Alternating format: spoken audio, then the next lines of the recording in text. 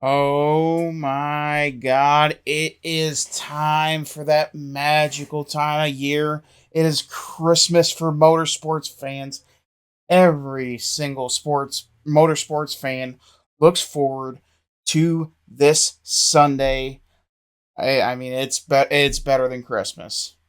In the morning, you have Monaco. In the afternoon, we go out to Indy for the Indy 500, and then we finish it off with the Coke 600. And this year, it's a special one because you have Kyle Larson trying to pull the 1,100-mile double. You have a huge shakeup at Team Penske and championship drama in Formula One, as it has been just an incredible year in Formula One. So we are going to break it all down here. All three races this weekend. One video right here, right now. But before we get into all that, make sure to like the video, subscribe to the channel, and hit the notification bell so you don't miss anything. So we'll start in chronological order. Monaco. It is 9 a.m. Eastern time here on the East Coast. I believe it's on ABC. I watched it on F1 TV, so who knows? Who knows for sure? I do believe it is on ABC, but 9 a.m. Eastern time. And the big change here is there is a requirement of 2 pit stops. The question is, where do those come? We can obviously go a very long time on tires, a la last year when they pitted on lap 2 and they just conserved their tires the rest of the way through. And obviously the track being so tight, you can't really pass, so don't blow a tire and you'll be good. Here, it is a mandatory two-stop strategy. So the big questions are, when do you pit? Do you wait till you can get that gap and make it up that way?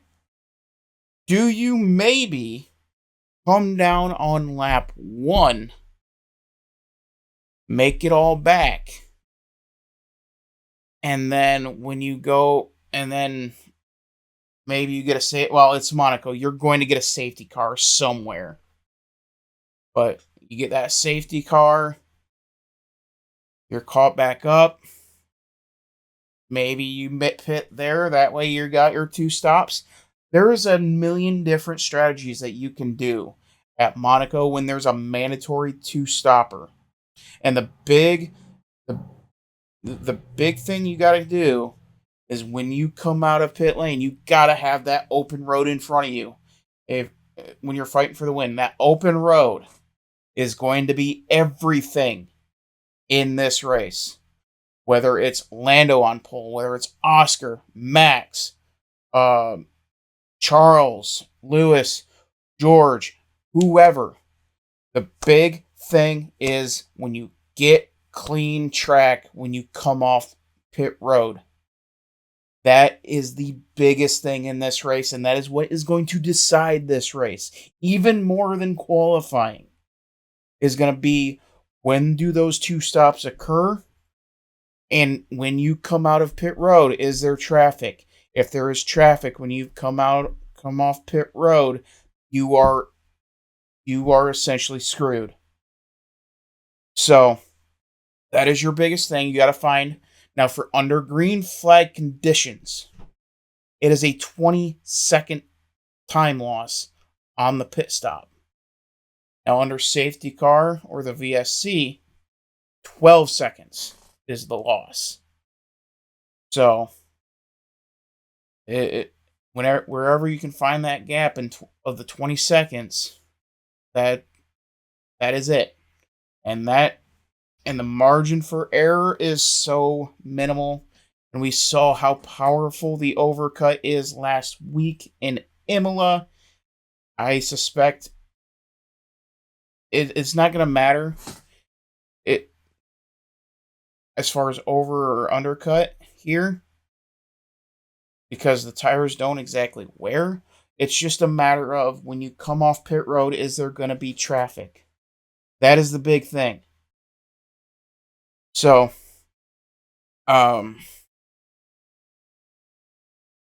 with the mandatory two-stopper, with the with looking at all the strategists, I believe in Hannah Schmitz.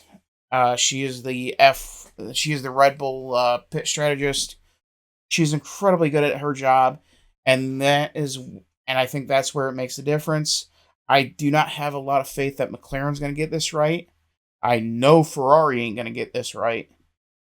Mercedes, I have some confidence in that they're going to do something that's going to help them out as far as the pit strategy with George.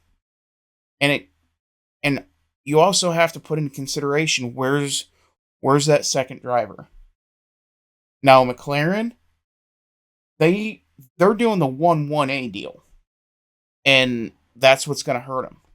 We'll see what Ferrari does on that, whether they do a 1-1A or do they do 1 and 2. At Mercedes and Red Bull, you have 1 and 2. Very simple. You know who the leader is, at least for Mercedes right now. And that could play a factor. You have Max come in when you have open road, while Yuki stays out, pretty much slowing everything else down, allowing Max to close that gap, and then finally comes down on releasing the McLaren, releasing the Mercedes, releasing the Ferrari. But Max has already caught back up. That is what I think you're going to have to do if you're Red Bull. I think that's your best option. The upgrades that we saw coming into Imola last weekend, as far as tire wear, helmet Marco, obviously very happy with it. So we'll see if how much that leveled the playing field. But tire wear, obviously judging off last year, not an issue here. It's going to be all about handling. It's all about pit strategy. And don't put it in the wall. So that is pretty much what I would do if I was formulating the strategy. Is pretty much first lap, I'm setting Max down. I'm coming in, I'm coming in getting tires. Unless I'm able to get a hot start off, if I'm on the front row and I'm get a hot start and I'm off, it's off to the races, and I come out of turn 1 first, then I'm staying out. But if I'm in row 2, 3, I'm strongly considering just pitting on lap 1.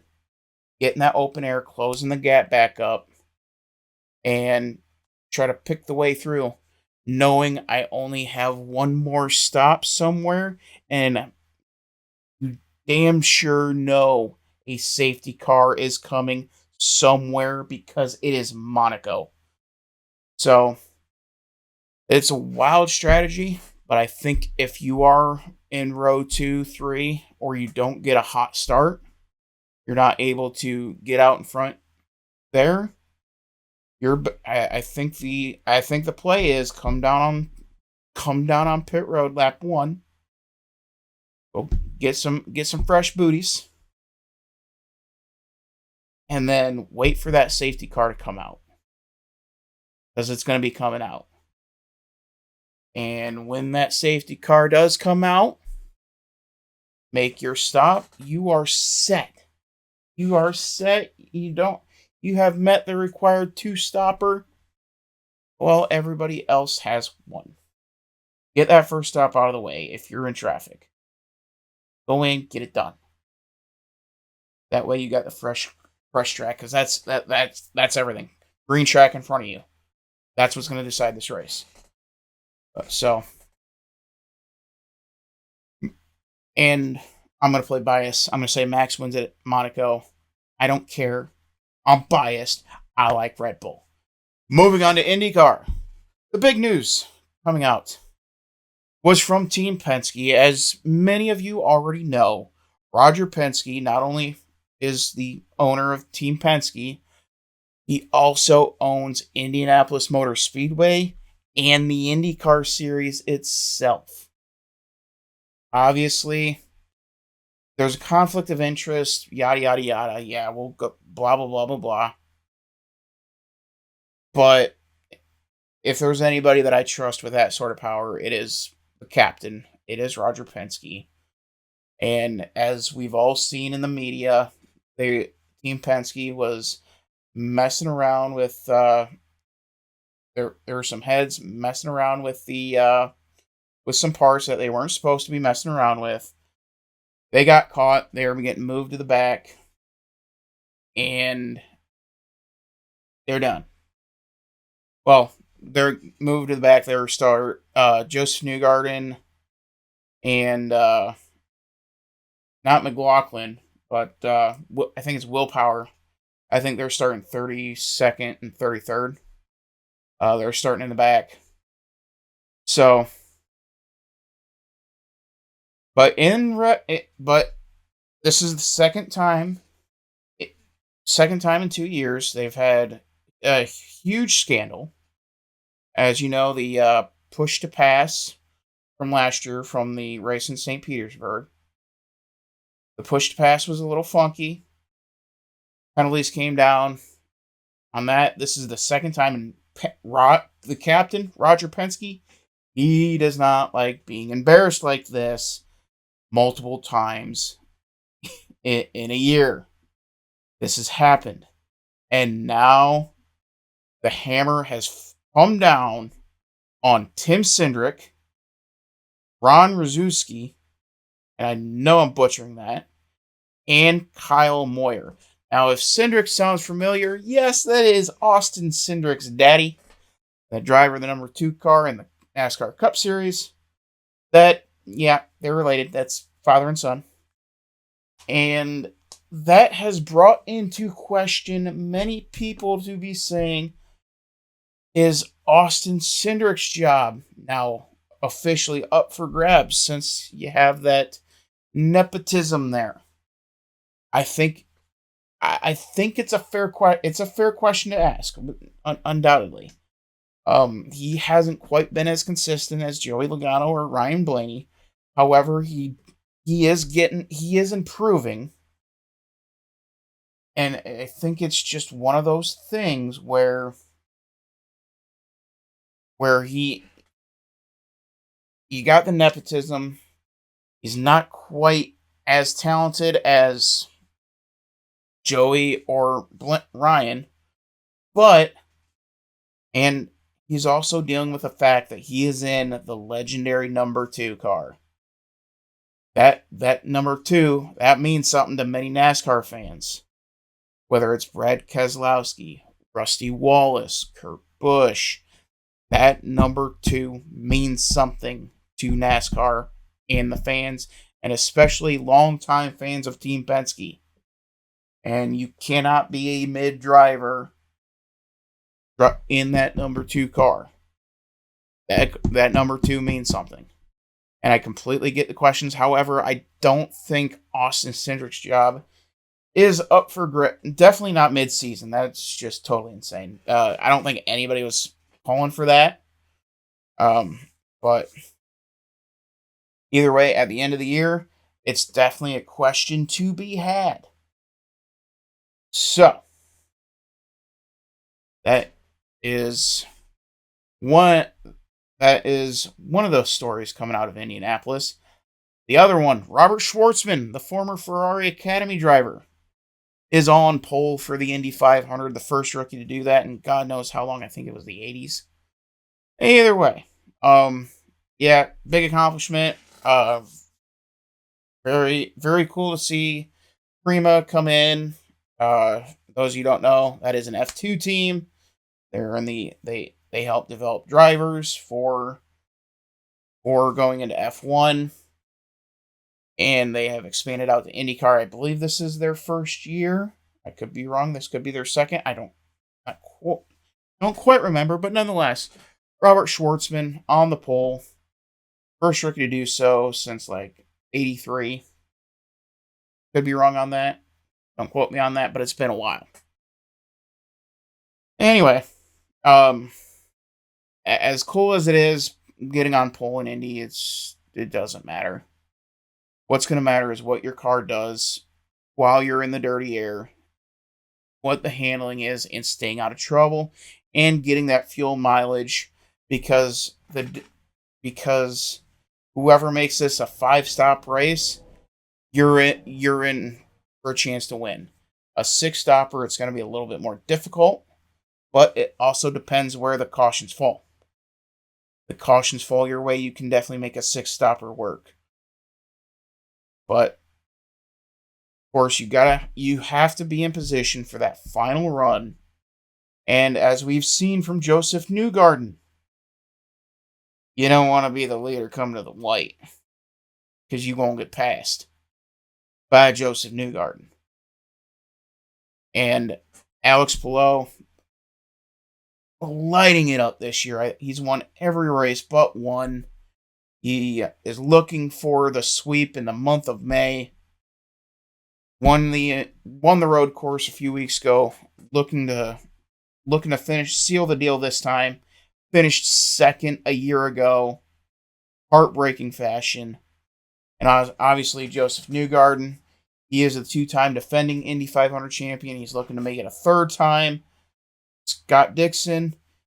He's had a good year so far. I think he's had an okay year so far. I don't want to say good year, but this is usually when he begins to fire up. But yeah, Andretti Global, they're always a factor here. AJ Foyt Racing, and they always seem to come out. Kyle Kirkwood, him with the McLarens, and then you have Kyle Larson. He is in this. He is going 1,100 miles. He was in a good spot to have a really good finish, potentially win, but had problems on pit road on that money stop. I believe somebody on the crew messed up. Nonetheless, he had a good run last year. It's not quite looking as good so far this year, but it could be trend more towards the actual race as opposed to qualifying. So, with all that being said, there is certainly an opportunity for Kyle Larson to do something we haven't seen. I believe the best to do it was Tony Stewart, finishing, I believe, 6th, 7th in the IndyCar race, and then finishing 2nd in the Coke 600 later that day. But, yeah.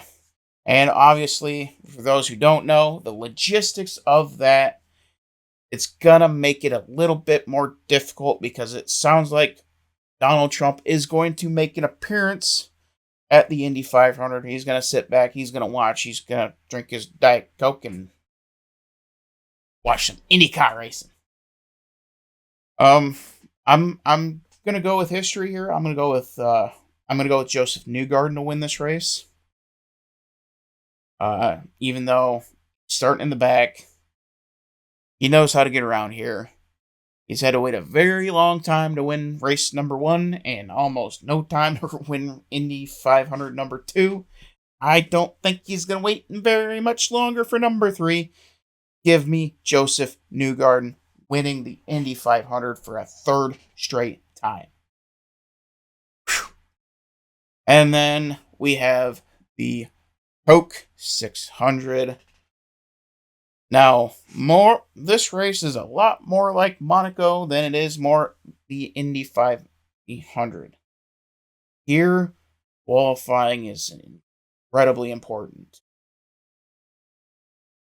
Of the last 4 races for the Coke 600, the pole sitter has gone on to win 2 of the 4. We're shooting 50% with the pole sitter. The other 2 times, Christopher Bell, 1 year ago, he started 3rd, and then Ryan Blaney started 8th. The last time we saw somebody win starting outside the top 10 was Chase Elliott starting 19th in the rain-shortened race in 2020. I believe it was rain-shortened. That was a weird year. And then you would have to go back to Austin Dillon, be the first to win the race starting outside the top 20. And as we all might remember, that was in a fuel mileage race. He dang near ran out coming to the line. So, qualifying extremely important here. Since 2017, pole sitter has gone on to win 3 times. Probably most famously in 2016, Martin Truex Jr. He went on to win the race, leading 392 of 400 laps. Just an absolute insane stat. But yeah, pole sitters, they win a lot here. It looks like the furthest back, 37th, and that was only done once by Jimmy Johnson. That was back when it was Lowe's, and he pretty much owned that speedway. But for the most part, unless it comes down to fuel mileage, you're gonna want to stop. You are gonna want to start in the top 10. So that is definitely a trend to look at. And then the other trend to look at of the last, let's see, 1, 2, 3, 4, 5, 6. Of the last 6 races to go 600 miles that didn't get ended, that wasn't ended by rain, 2 times this race has gone into overtime. So we're looking at a 33% clip of this potentially going to overtime. However, of the last 6 total, we're looking at 1, 2. We're looking at 2 of the last 6 ending with rain. Now, taking a look at the forecast in Charlotte, there is, as I record, a 24% chance of rain. And that, do with that what you will. It is expected to overcast. Obviously, this race is going into the night, which means the temperature is going to be coming down, which means the later we get in, the car is going to get tighter and tighter and tighter. And tighter. So that is one thing to look at as they move into from dusk till the nightfall. And we'll stay in the weather forecast here in Indianapolis. That is supposed to be cloudy, overcast, which again, temperature kind of stays down. Rain not looking to be an issue. 15% rain in Indy. Overcast, which means cooler track, which means more grip, which could mean some side-by-side racing in the turns. Somebody's going to be brave enough to do it, and I have a feeling it's going to be Alex Rossi or Colton Herta. It's going to end up being both. So, and then, obviously, since F1 will race in the rain, no weather concerns there. I believe that is your preview for the greatest race weekend of the year. I'm Dylan Hildreth. This is the Dylan Hildreth Show. Make sure to like the video, subscribe to the channel, and hit the notification bell so you don't miss anything. And make sure to go to Cowboy Revolution. Use my code Dylan for 15% off this cool freaking hat. Thing keeps coming up on me. And other hats like Cowboy that have Cowboy hat on it. There's also sweatshirts, t-shirts, a lot of cool stuff on there. Use my code Dylan, DILLON. You can right over there. Use that code, get 15% off. Link will be in the description below on both YouTube and Rumble. And we'll see you next time.